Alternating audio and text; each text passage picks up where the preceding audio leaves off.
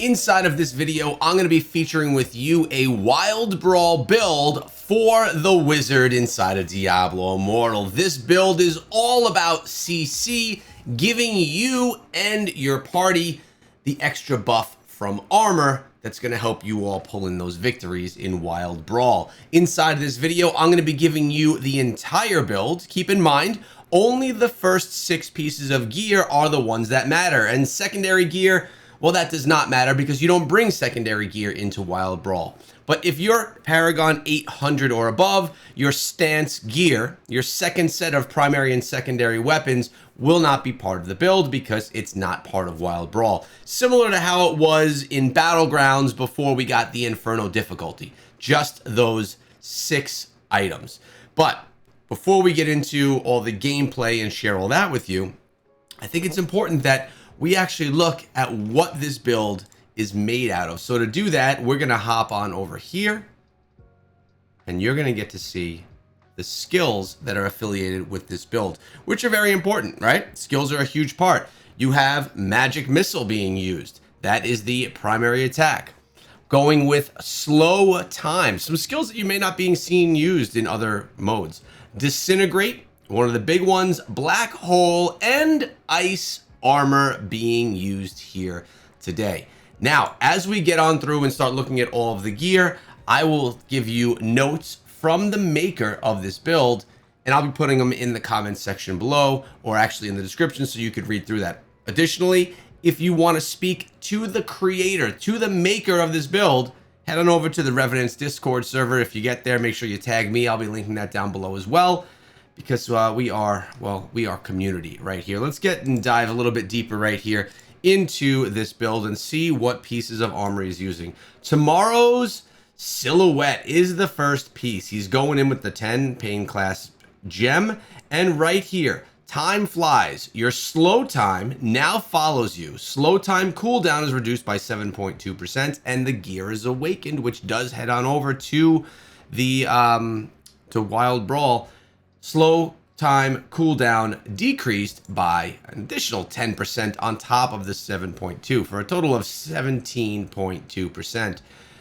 Nor the Hail Nursed, and we have right here, Ice Armor now also reduces damage you take by 20%. Ice Armor cooldown is reduced by 3.6%. That one is not an awakened piece of gear.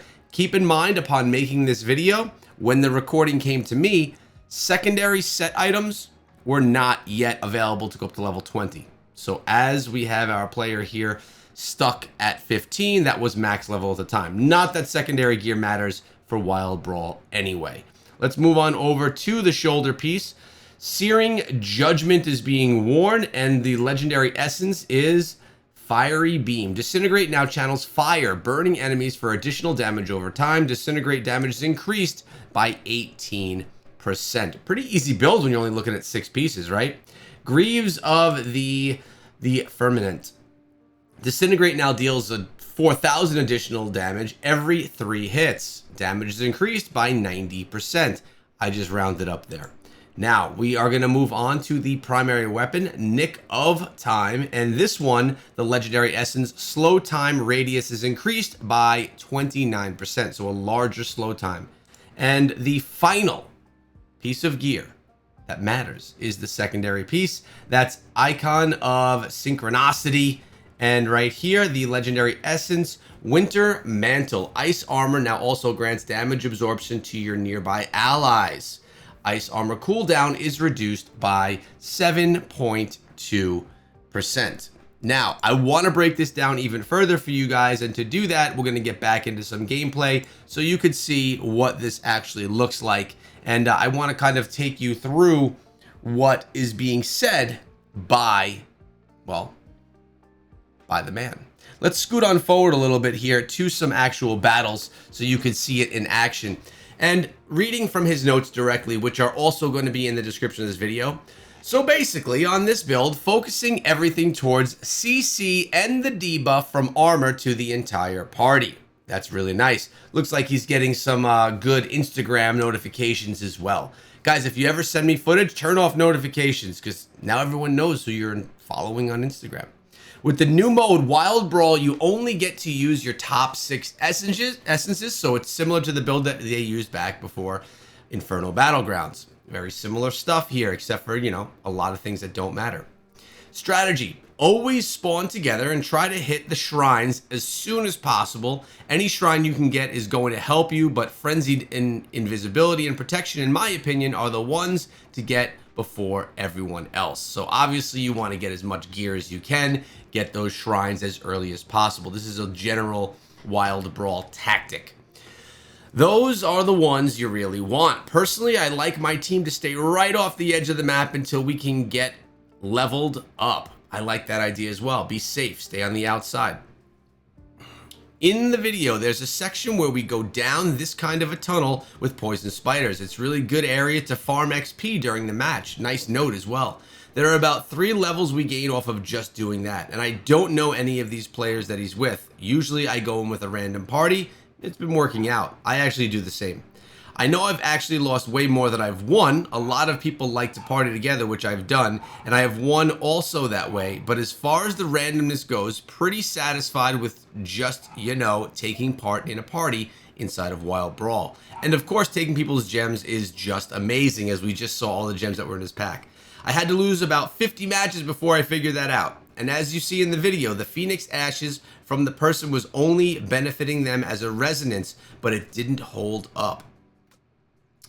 I like the Phoenix Ash in the battleground, but in this PvP mode, it really doesn't help you if somebody has high damage like me. A long-lasting burn damage is gonna eat right through that shield. So some personal tips that he has for you guys right there as he is diving himself and to talk about his success. And I think something that he shared here that was really worth noting was honesty, right?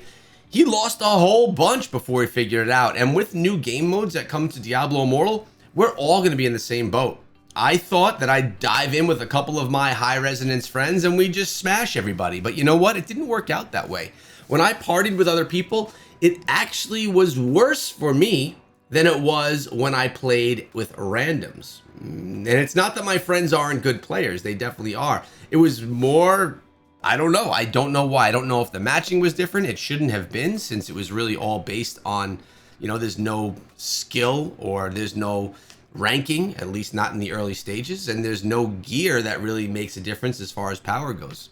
So I'm not sure. At this point in time, the map is closing in. Bandages are full. A bunch of stuff is in the satchel, and I'll tell you what, a Castic is looking good. A Kashik, I'm sorry. Weird names are always hard.